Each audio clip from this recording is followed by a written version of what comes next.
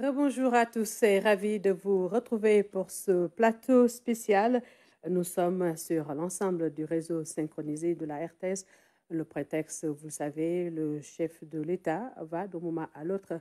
à s'adresser à la nation, un message qui intervient dans ce contexte où on parle beaucoup de report de la présidentielle du 25 février 2024. Direction tout de suite le palais de la République pour suivre le chef de l'État, son Excellence le président Macky Sall.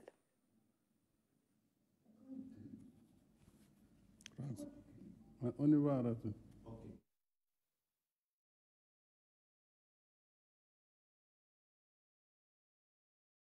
Élection présidentielle du 25 février 2024. Notre pays est confronté depuis quelques jours à un différend entre l'Assemblée nationale et le Conseil constitutionnel, un conflit ouvert sur fond d'une supposée affaire de corruption de juges.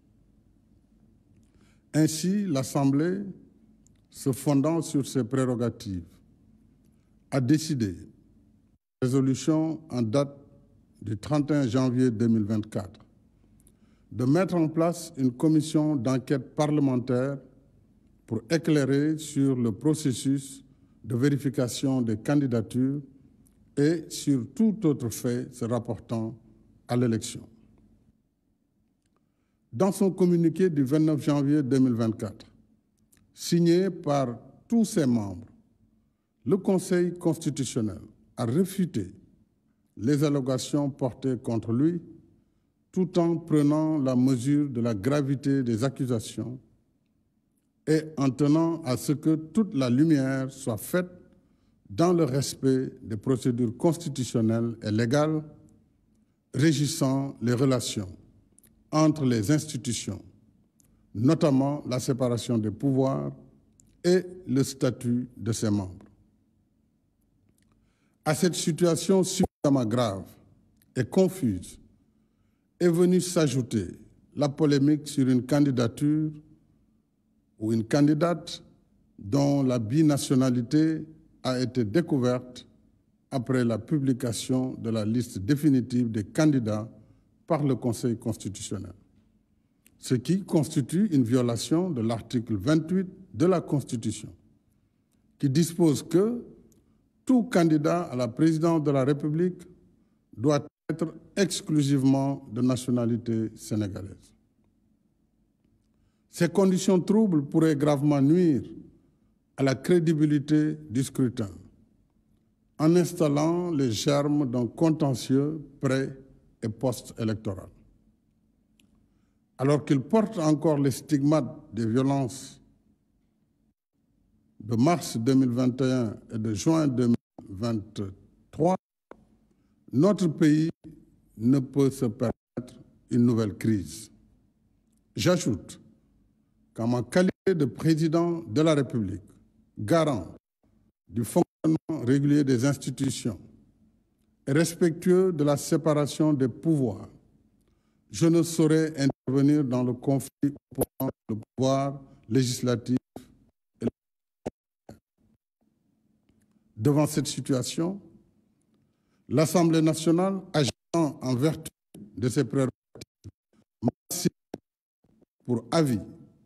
conformément à son règlement intérieur, une proposition de loi en procédure d'urgence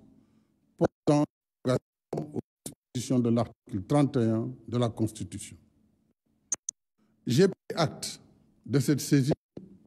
après avoir consulté le président de l'Assemblée nationale, le Premier ministre, le président du Haut Conseil des collectivités territoriales, le président du Conseil économique, social et environnemental et le président du Conseil constitutionnel. En conséquence, compte tenu des délibérations en cours à l'Assemblée nationale d'urgence et sans préjuger du vote des députés, j'ai signé le décret 2024-106 du 3 février 2024 abrogeant le décret 2023-2283 du 29 novembre 2023 portant convocation du corps électoral. Pour ma part, mon engagement solennel à ne pas me présenter à l'élection présidentielle reste inchangé. Enfin, j'engagerai un dialogue national ouvert afin de réunir les conditions d'une élection libre, transparente et inclusive dans un Sénégal apaisé et réconcilié. Vive le Sénégal, vive la République. mbokk Sénégal maa ngi leen di nuyu kenn ku nekk ci turam ak santam di leen xamal ni waxtu bi may wax ak yéen ñu ngi séentu élection bi fal président de la République ñu jàpp ko ci ñaar fukki fan ak juróom ci weeru février ci at mi ñu nekk fan yi yëpp nag réew mi am na lu bare lu fi xew ci ay tolof-tolof ci wàllu élection bi ak processus électoral mu juddu ci loolu benn xiiro ci diggante pencu ndaw réew mi ñu tuddee ko assemblée nationale ak tribunal bi nga xam ne mooy tribunal bu kawe bi ñu tuddee conseil constitutionnel te moom moo war a saytu élection bi moo ko war a contrôler ñaari féewaloo yooyu nag ci diggante ñaari institution yu mag dafa indi lu bari lu mu indi ci réew mi ak ay jafe-jafe ci wàllu élection bi ndax indi na xel ñaar wala boo xel mu tey selon ñi nga xam ne dañu jàpp ne nañu saytoo seeni mbir jaarul ci yoon ginnaaw loolu assemblée nationale bi jàpp ne donte am na loo xam ne jàpp nañ ne leerul wala sax wax nañ ba tudd wàllu ger du ñu ne am na waaye nit ñi wax nañ ko jëmale ko ci tribunal bu mag boobu ak ña sa nekk wala ñenn su ña sa nekk muy loo xam ne lu doy waar la lu Sénégal mosul xam assemblée nationale woote ci bésum fanweeri fan ak benn weeru janvier bi ñu nekk taxawal commission buy def enquête ñu tuddee ko commission enquête parlementaire ngir war a mën a leeral ni nga xam ne noonu la mbir mi doxee ca biir conseil constitutionnel ba ci wàllu candidature yi kan moo war a jàll ak kan moo war a jàll loolu nag ba mu amee conseil constitutionnel itam bi nga xam ne charte réew mi daf ko jox ay pouvoir ci wàllam moom it bind na bataaxalam ñoom juróom-ñaari juge yi nga xam ne ñoo ko séq wane ne conseil bi dàq na kàddu yooyu ñu yëkkati ak tuuma boobu ñu yëkkati jëmale ko ci ñenn ci ñoom te it wane nañ ne lépp lu ñu liggéey ñoom ci yoon lañ ko teg waaye bëgg nañu tuuma yooyu ñu leeral ko leeral boo xam ne it dafay respecter charte réew mi respecter it lii ñu tuddee séparation des pouvoirs mooy pouvoir bu si ne yoon moo la jox say prérogative say dogal ak fi nga xam ne fa nga war a yem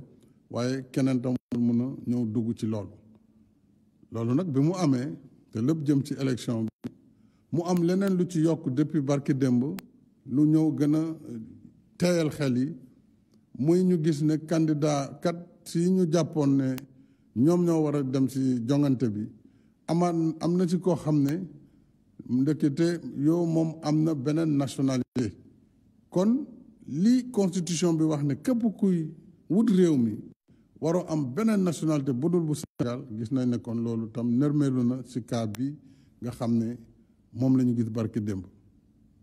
te may fàttali ne mu amoon candidat buñ ci génnee ndax waxoon ne dafa am ñaari nationalité yooyu nag mooy li nga xam ne moo fi xew te nar a indi jiixi jaax ci élection bi ni mu tëddee nga xam ne dafa war a nekk élection boo xam ne dafay leer te ñu ànd ci loolu bi loolu amee assemblée nationale toujours ñëwaat na bind ma bataaxel ni nga xamante ne noonu la ko seen charte waxee ñu tuddee ko règlement intérieur xamal ma ne kat benn groupe parlementaire déposé na beneen loi bu bees proposition de loi la buy bëgg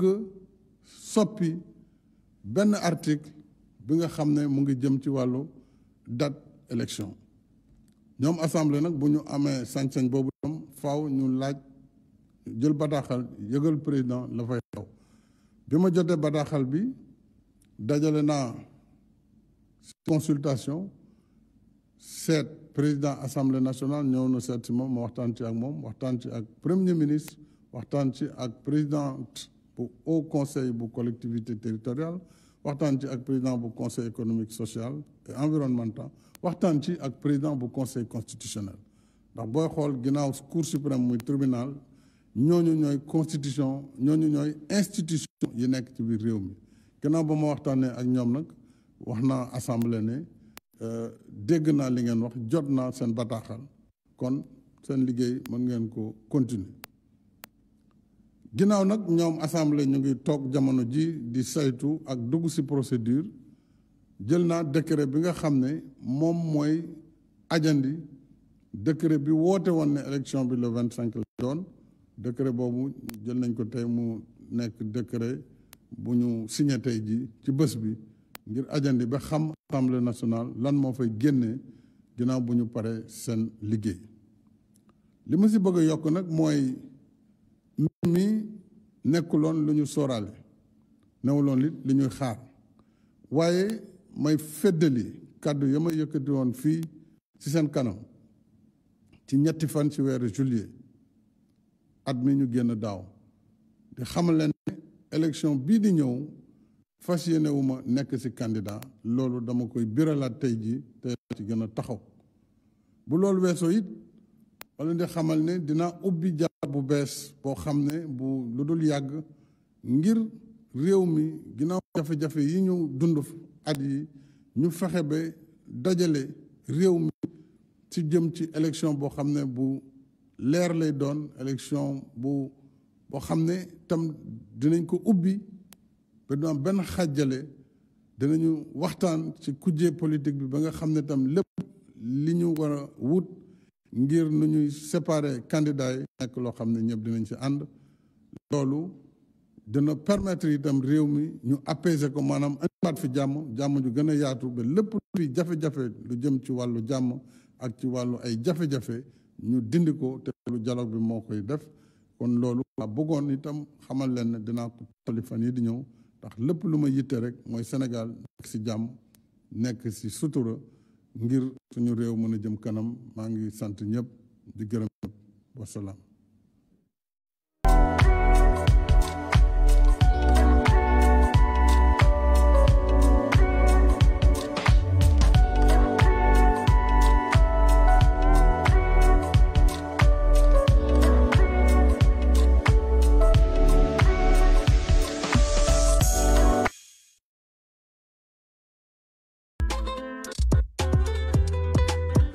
La RTS1 poursuit son ancrage universel.